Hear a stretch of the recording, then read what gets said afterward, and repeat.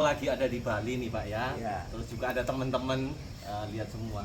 Mereka mau nanya Pak, mereka ini stres Pak, bingung bagaimana cara merubah teman-teman sales yang nggak perhatian sama konsumen, yang males Pak.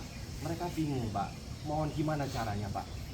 Gini Mas Heru, jadi ketika kita menjadi pemimpin, yang paling penting kuncinya pemimpin itu bagaimana merubah dirinya. Jadi jangan merubah orang lain dulu, ya. Merubah dirinya dia, karena manusia itu sulit merubah orang lain. Jadi kalau kita berusaha merubah orang lain, maka kita stres.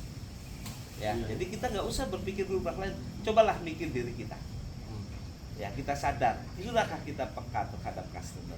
Sudahkah kita peka terhadap tim? Ya, kita sadar nggak hubungan kita dengan tim kayak apa?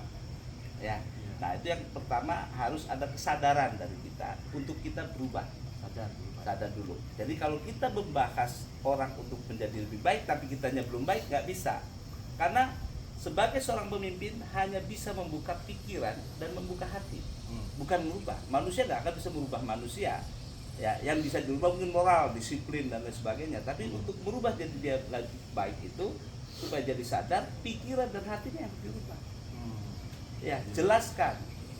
Tetapi kita harus peka dulu kita terhadap customer. Jangan kita belum peka terhadap customer, kita belum sadar terus kita ngomong, you mesti peka terhadap customer. Nggak bisa.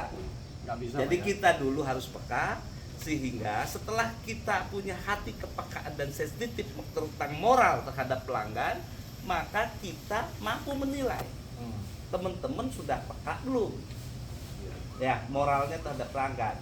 Nah, kalau kita sudah mampu menilai, baru yang kedua tahapannya. Apa tuh tahapan kedua? Adalah kita memotivasi dia. Motivasi moral namanya. Ya. Apa itu motivasi moral?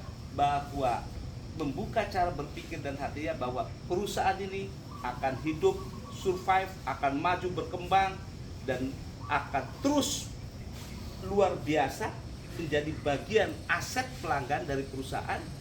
Ketika kita baik hubungan dengan pelanggan, tanpa pelanggan usaha ini nothing.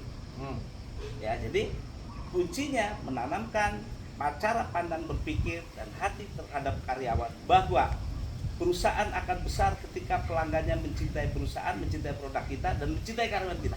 Ya, mencintai dalam arti pengertian dia respect terhadap karyawan. Kalau enggak, dia pindah ke lain hati tuh, selesai di perusahaan kita.